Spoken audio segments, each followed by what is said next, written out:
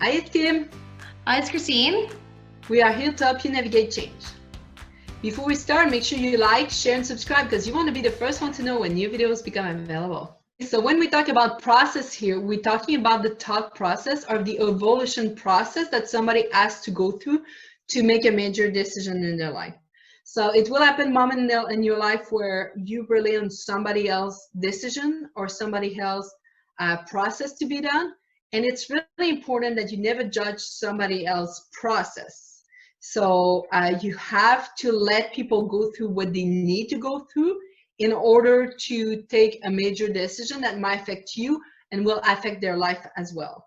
Oftentimes, when we judge somebody's process, it's because they're not going through the same process that we think you should go through. So it's really important to understand that everybody has their own way of dealing with things, their own way of thinking about things. Through coaching and through talking with people and researching, one of the example that came up the most when I talk to people, it's when you're in a relationship and somebody isn't sure anymore if that relationship suits them, and they ask for time or they ask to think about it.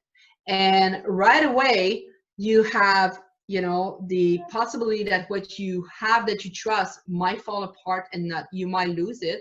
But there's also the fact that the other person has that power to make a decision that will impact your future. So when we look at this process, if you in any way try to, get in the process, or if you try to impact it, you are not letting that person go through what they have to go through to make the right decision. The right decision doesn't mean it's going to be the decision that you want. And this is where we're going with that. You can't judge the process, the way the person needs to go through is taught, and the behaviors and the situation to come to a conclusion. But you have to accept the result of that process. And acceptance can be a very difficult and challenging thing because the conclusion that they draw at the end might not be the conclusion that you want to hear. So let's say you've been talking to somebody and getting to know them, and you like the idea of where this could go. And meanwhile, the other person has realized, whoa, whoa, whoa, whoa, I'm not ready for this. If somebody says they're not ready for it, you just have to accept that this relationship is not going to progress. It's going to end, and you have to start taking steps to get yourself back on track for finding a new relationship. And we talked about relationship, but I want to give it another example of this kind of situation could apply as well. If you have an amazing idea to start a company, you have that great idea project, you approach one of your best friends because they have the skill to help you. And that person tells you, you know what, I need to think about it before I get involved. I really need to process things. And that person come back and say, you know what, this is not something right now I feel comfortable. That's not something that I really feel that I need to get in right now. This is not a rejection. If you think about it in a different way, think about it that if you're going to make that big step to get in business with someone, you want somebody that's going to be just as passionate as you.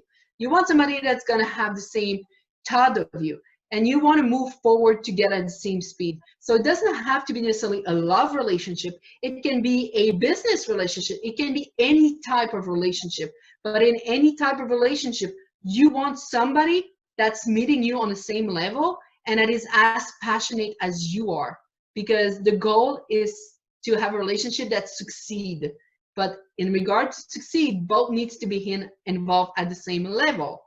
Therefore, if it doesn't work, this is just not the right person for you to accomplish your mission with, or to build that dream with, or to live the present moment with.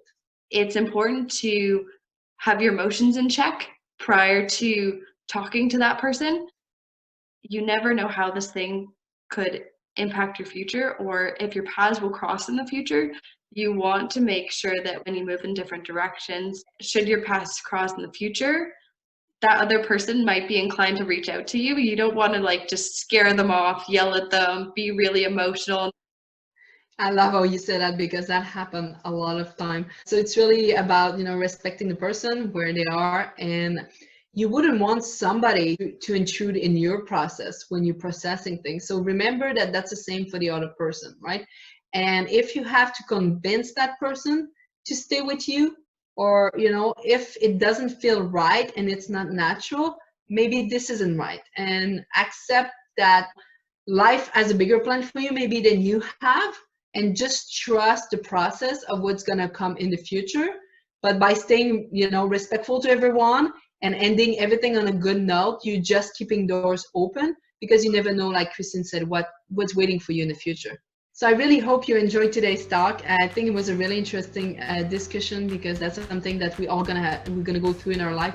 If you have any other topic you would like us to work on for you, research and bring you information about, please feel free to write it in the comment section below. And as always, if you like our videos, please click the like button below and subscribe to our channel for more videos. We'll see you soon. Bye! Bye.